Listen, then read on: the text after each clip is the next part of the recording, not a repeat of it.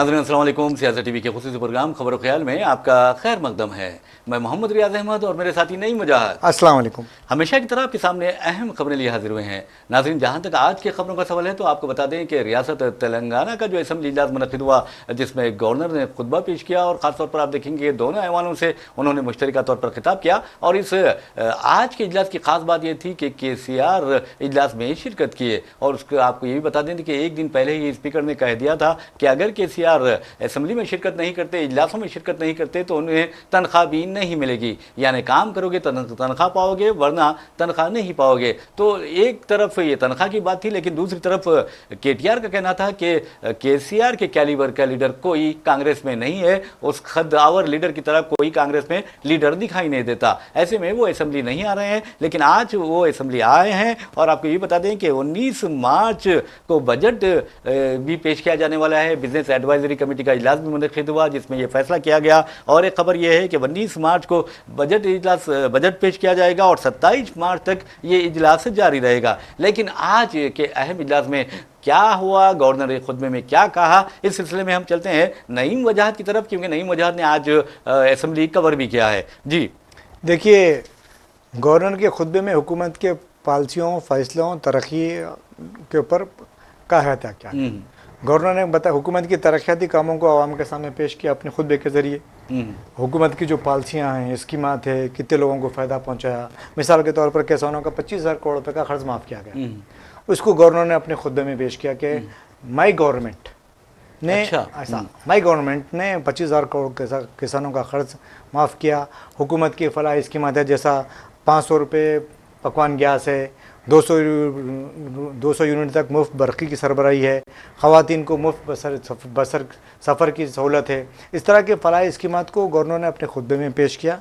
लेकिन गवर्नर के खुतबे के दौरान गवर्नर जब हुकूमत की सताइश कर रहे थे, उस वक्त अपोजिशन जमातें BRS और BJP की जानिब से उसकी मुखालिफत की जा रही थी, नारेबाजी की जा रही थी, शेम के नारे, इस तरह के कुछ नारे लगाए जा रहे थे।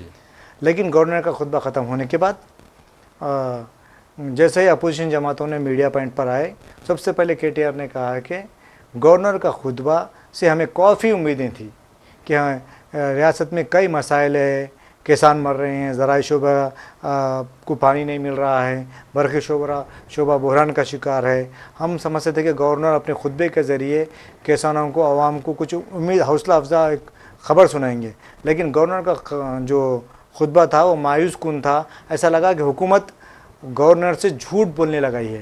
उन्होंने ये कहा कि गवर्नर का खुतबा ऐसा लगा जैसा कि गांधी भवन में कांग्रेस के वर्कर की एक प्रेस कॉन्फ्रेंस हो। इस तरह की उन्होंने बात की। तो आप नहीं समझते कि ये बहुत ही सख्त रिमार्क था गवर्नर के खिलाफ? देखिए रियाज साहब, मैं कई सालों से मैं असम्बली कवर करते आ रहा हूँ। जो भी पार्टी अपोजिशन में होती है वो पार्टी गवर्नर के खुतबे पर इस तरह का रिमार्क करती है। जी और मुखालिफत करती है और नई नई बातें करती है। इससे पहले हमने देखा है कि जब तेलंगाना की तहरीक चल रही थी, हरीश राव असम्बली के ऐवान में कुर्सियों पर चढ़ के गवर्नर के खुतबे को फाड़ दिया था। जी। तो ऐसे वाक़यात ही पेश आए। हाँ, तो आपने बिल्कुल सही कहा। बहरहाल नाज़रीन, आपको जहाँ तक रेवंत रेड्डी हुकूमत का सवाल है, जैसा कि नईम वजाहत ने बताया कि गवर्नर ने जो फलाही स्कीमात है, बहबूदी स्कीमात है, उसकी ज़बरदस्त सताइश की और कहा कि मेरी हुकूमत में ये काम हो रहा है। तो बहरहाल नाज़रीन, जहाँ तक रेवंत रेड्डी हुकूमत का सवाल है, आप अंदाज़ा कीजिए कि 200 बरक़ी यूनिट जो है वो जो यानी गरीब तबक़ात हैं उनको माफ़ किए गए हैं। इस साथ ही आप देखेंगे कि किस तरह यानी 500 रुपये में गैस सिलेंडर फराहम किया जा रहा है, और वो भी गरीबों के लिए। इसके अलावा और ख़वातीन के लिए बस में मुफ्त सफ़र की जो सहूलत फराहम की गई है। तो नहीं वजह साहब, आप ये बताइए कि कई ऐसे फलाही स्कीमात हैं जो रेवंत रेड्डी हुकूमत ने की है, उसका खैर मकदम भी किया जाना चाहिए। लेकिन मुझे तो ऐसा लगता है कि कहीं ना कहीं गड़बड़ है, क्योंकि रेवंत रेड्डी हुकूमत की जो बहबूदी स्कीमात है उसकी सही तौर पर तशहीर नहीं हो रही है, जिसके नतीजे में अपोजिशन को फ़ायदा हो रहा है। बिल्कुल सही कहा आपने। देखिए, मैंने समझता कि कोई भी हुकूमत तश्कील पाने के बाद 1 साल के दौरान 56,000 सरकारी मुलाजमतें फराहम की। जी, बहुत बड़ी बात है। रेवंत रेड्डी हुकूमत ने फराहम की है, लेकिन रेवंत रेड्डी हुकूमत ने इसका सही तरीके से तशहीर नहीं किया और ना इससे फ़ायदा उठाया। जी। आपने जब 1 साल के अंदर 56,000 सरकारी मुलाजिमतों पर तकर्रात किए हैं, तो मैं समझता हूँ कि इसका फ़ायदा कांग्रेस को मिलना चाहिए और फ़ायदा होना भी चाहिए। वादे करके ना देना मोदी की आदत है। मोदी ने कहा था कि साल में 2 करोड़ मुलाजमतें फराहम की जाएंगी।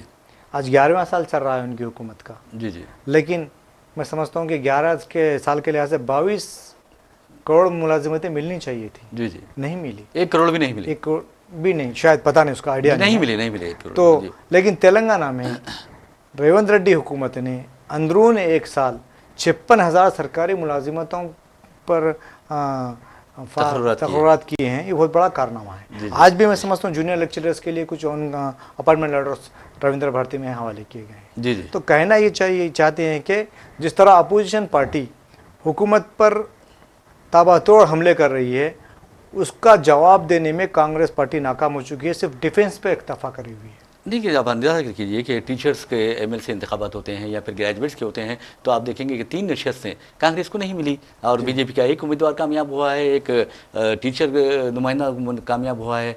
तो ये क्या है? नहीं, देखिए, जो 3 इंतखाबात हुए थे, एक ग्रेजुएट कॉन्स्टिट्यूंसी का, दूसरे दो टीचर्स के, कांग्रेस पार्टी ने सिर्फ ग्रेजुएट पे मुकाबला किया है, टीचर्स पे मुकाबला नहीं किया था। तो जहाँ पर कांग्रेस ने ग्रेजुएट पर मुकाबला किया था, वो कांग्रेस की अपनी नशिश थी। इससे पहले जीवन रेड्डी उसकी नुमाइंदगी कर रहे थे, लेकिन इस मरतबा कांग्रेस के 2 उम्मीदवार मैदान में आ गए थे। एक प्रसन्ना कुमार जो थे, वो पहले से अपनी मुहिम चला रहे थे, पार्टी के लिए तशहीर कर रहे थे, नई नई मेंबरशिप बना रहे थे, लेकिन पार्टी ने आखिरी वक्त पे दूसरे उम्मीदवार को टिकट दिया है, जिसकी वजह से प्रसन्ना ने बीएसपी का टिकट लेके मैदान में उतारा है। और दोनों के दरमियान वोट तकसीम जो हुआ है, इसका रास फायदा बीजेपी को हुआ है। रही बात आपकी कि टीचर्स, आपने कहेंगे कि टीचर्स ने भी, टीचर्स कोटे में भी, लेकिन वहाँ पर कांग्रेस ने और बीआरएस ने मुकाबला नहीं किया है। वहाँ पर सिर्फ बीजेपी थी और टीचर्स तंजीमों के नुमाइंदे थे। उसमें बीजेपी ने फिरका परस्ती का कार्ड खेला, पैसा पानी की तरह बहाया, इलेक्शन को हिंदुस्तान पाकिस्तान का मैच करार दिया, मुसलमानों को बीसी में रिजर्वेशन में शामिल करने पे तनकीद की। इस तरह से माहौल को पूरा तरह सियासी बनाते हुए फ़ायदा उठाया गया है। और ये कहा गया कि अब नतायज आने के बाद भी बंटी संजय ने ये कहा कि हमने, बीजेपी ने कांग्रेस को रमज़ान का तोहफा दिया है। कितनी अफसोस की बात है, बहुत अफसोस की बात है। तो बहरहाल नाज़रीन, जहाँ तक बीजेपी का सवाल है, बीजेपी आप अंदाज़ा कर सकते हैं कि किस तरह के इक़दाम कर रही है, किस तरह के ऐलानात कर रही है, किस तरह के बीजेपी कायदीन बयानात दे रहे हैं। उसका अंदाज़ा आप मध्य प्रदेश से लगा सकते हैं, उत्तर प्रदेश से लगाते सकते हैं, यहाँ तक कि महाराष्ट्र में क्या हो रहा है उस बात से भी उसका अंदाज़ा लगा सकते हैं। कल ही मैंने आपको बताया था कि बीजेपी कायदीन एक खौफ में मुब्तला है, एक अजीब किस्म का खौफ है। एक तो मुसलमानों की बढ़ती आबादी से उन्हें खौफ है, हालांकि उनका जो खौफ है बिल्कुल गलत है। और दूसरा खौफ आपको बता दूं कि बीजेपी कायदीन पर बहुत ज़्यादा तारी हुआ है, और वो खौफ है एक खबर का। और खबर किसकी है आपको मैंने कल ही बताया था, हज़रत औरंगज़ेब आलमगीर रहमतुल्लाह अलैह की। तो बहरहाल अब एक खबर को भी वो मसला बनाकर जो हकीकी मसाइल है उससे लोगों की तवज्जो हटाने की कोशिश कर रहे हैं। नाज़रीन, एक अमेरिका से बहुत ही अफसोसनाक खबर आ रही है, और थोड़ा बिजनेस का काम, बिल्कुल बिजनेस अच्छा था। तो बहरहाल नाज़रीन, मैंने आपको खबर के इब्तिदा में ये भी बताया था, यानी हम अपना प्रोग्राम खबर ख्याल शुरू जब कर रहे थे, ये बताया था कि बिजनेस एडवाइजरी कमेटी का भी इजलास मुनक़िद हुआ, और जिसमें यह तय किया गया कि 19 मार्च को बजट पेश किया जाएगा और 19 मार्च से लेकर 27 मार्च तक ये इजलास जारी रहेगा। 12 से 27 तक आज से शुरू हो गया असेंबली का इजलास, बजट के बाद। कल गवर्नर के खुतबे पर ज़रा तशक्कुर की मुबाहिस होगी, फिर 14 को होली की तातील रहेगी, 15 को फिर गवर्नर के खुतबे पे जो करारदाद है उसकी कंप्लीट कर लिया जाएगा। फिर मेरे ख्याल से 19 को, फिर 16 को असेंबली में एससी बिल पेश किया जाएगा, 17 को बीसी बिल पेश किया जाएगा, 18-19 को बजट पेश किया जाएगा। इस तरह मैं समझता हूँ कि 11 वर्किंग डे तक असेंबली का इजलास मुनक़िद किया जाएगा। हरीश राव ने इजलास में बताया है कि कम से कम 20 वर्किंग डेज़ का इजलास मुनक़िद किया जाए, लेकिन हुकूमत ने 11 दिन तक, फिल वक्त 11 दिन तक असेंबली का इजलास, वर्किंग डे तक असेंबली का इजलास मुनक़िद करने का फ़ैसला किया है। और इन्होंने ये बताया कि अगर ज़रूरत पड़ती है, अगर बिज़नेस कंप्लीट नहीं होता है तो हम तोसी करेंगे। जी। तो बहरहाल 19 मार्च से लेकर 27 मार्च तक बजट इजलास का रहेगा, यानी बजट पे 19 को पेश किया जाएगा, उसके बाद जो होगा बजट पे बहस होंगे। नहीं सिर्फ ना बजट पर रहेंगे, बल्कि मुख्तलिफ वो रहेंगे ना, मद रहेंगे, अच्छा, उसके पर बजट पेश करते जाएंगे। तो माइनॉरिटीज़ है, SC ST है, BC है, तमाम लोगों के, उसके पर सबके ऊपर बजट पेश किया जाए, उसके पर रहेगा, डिस्कशन रहेगा उस पर। तो नहीं मेरे साहब जो है मैंने आपको बताया कि अमेरिका से एक बहुत ही अफसोसनाक खबर आ रही है, और आपको बता दूं कि सैयद आबिद अली हिंदुस्तानी क्रिकेट की शान, उसकी आन, उसका वक़ार हुआ करते थे, और हैदराबाद से जिनका ताल्लुक़ है, ऑल सेंट्स के वो स्टूडेंट रहे हैं, और 83 साल की उम्र में अमेरिका में उनका इंतकाल हो गया।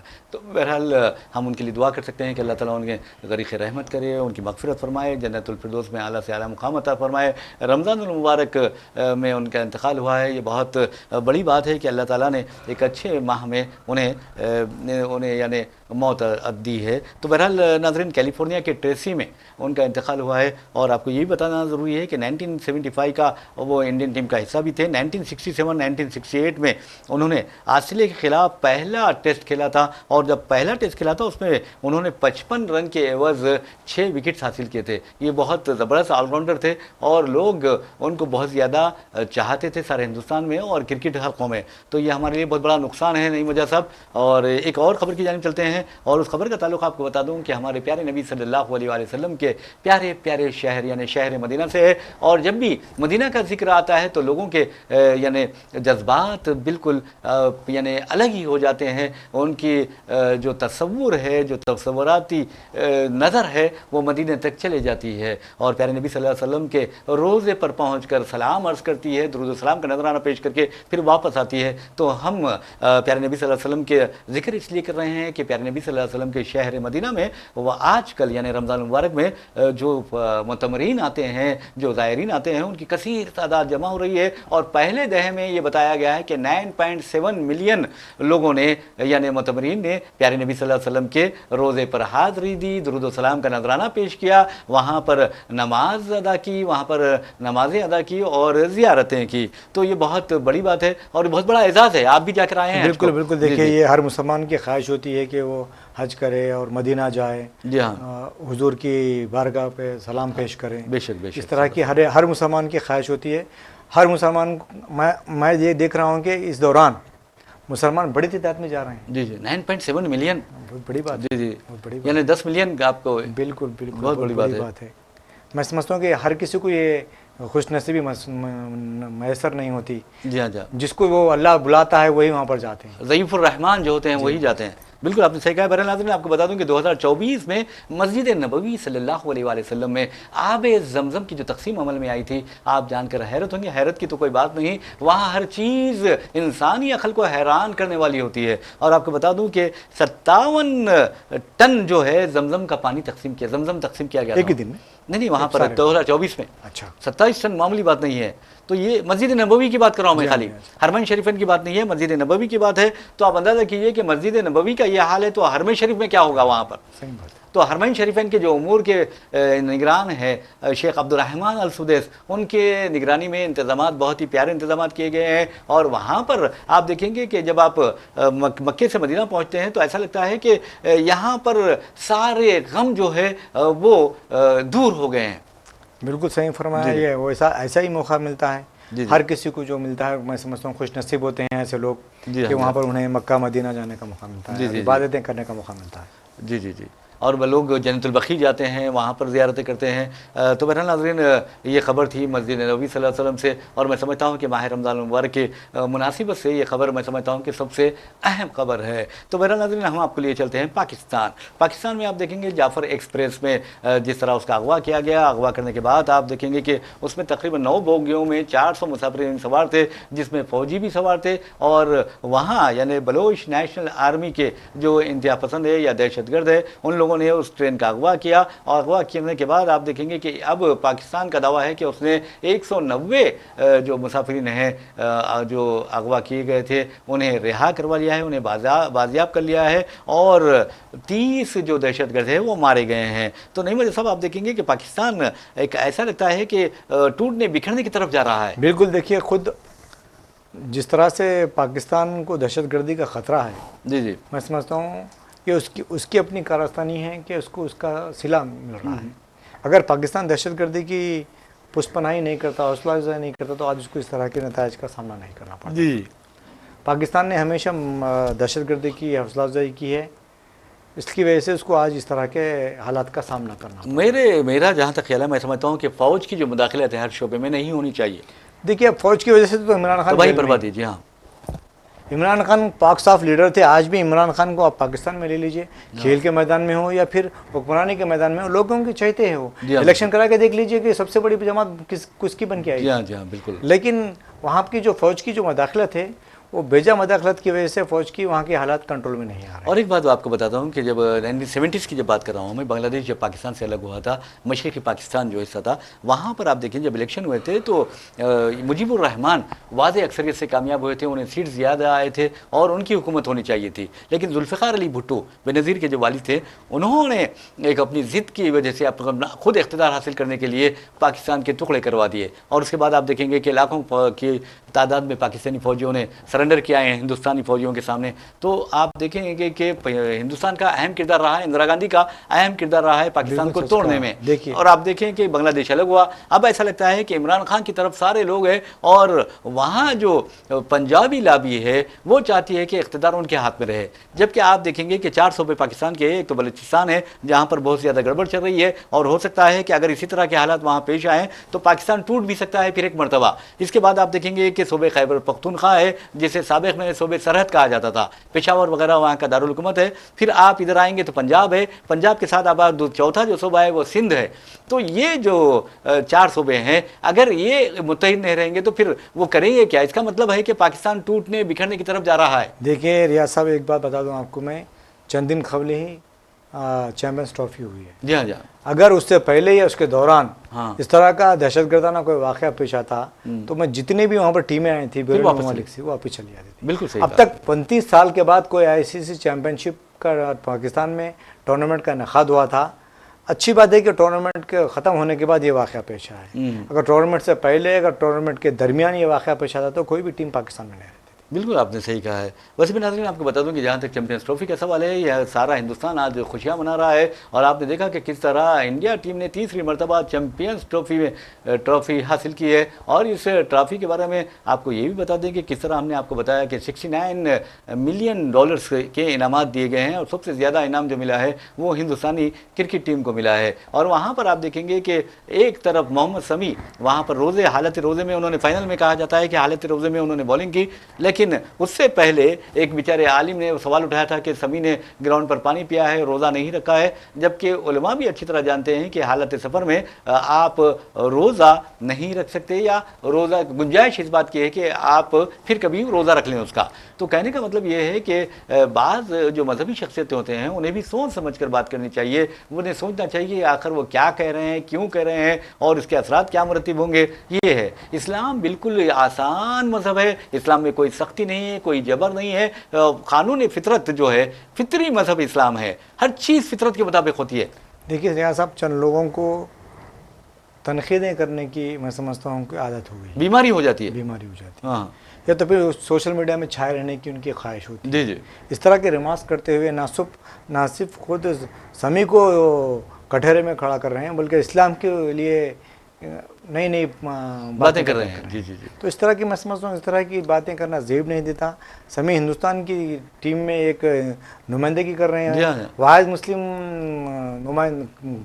प्लेयर है जो हिंदुस्तान की टीम में खेल रहा है। तो उसकी हर तरह से हौसला अफजाई होनी चाहिए। वैसे शमी की काफ़ी दिनों के बाद, जख्मी होने के बाद उन्होंने इस टूर्नामेंट में हिस्सा लिया और बेहतर कारकर्दगी का बिल्कुल बिल्कुल बेहतर कारकर्दगी का मुजाहिरा किया। लेकिन और एक बात मेरे को अच्छी लगी इस जी जी टूर्नामेंट में, जी जी, कि जब शमी की वालदा आई थी जी जी, तो विराट कोहली ने जिस तरह से उनके कदम चूम के उनसे आशीर्वाद लिया, तो उससे ये मालूम होता है कि कितने साफ़गो इंसान हैं। जी बिल्कुल। लोग कहते हैं, लोग जब शोहरत मिल जाती है, दौलत मिल जाती है तो तकब्बुर हो जाता है, जी जी आ जाता है। लेकिन हमने देखा है कि विराट कोहली सारे दुनिया के सामने शमी की वालदा के कदम छुए, जबकि शमी उनकी वालदा मुसलमान है और विराट हिंदू है, लेकिन उन्होंने हिंदू मुस्लिम का वहाँ पर कभी नहीं, वहाँ बड़े छोटों का है, हिंदुस्तानी समाज है कि यहाँ पर बड़े छोटों का अदब किया जाता है। अक्सर देखा जाता है ना कि इस तरह की बातें की जाती है। लेकिन ये योगी आदित्यनाथ को देखना चाहिए। ये अच्छा दिखा कि आज भी हमारी जो तहजीब है वो बरकरार है। मैं समझता हूँ कि ये जो वाक़या है मोहम्मद शमी की जो वालदा की, उन्होंने पैर छुए,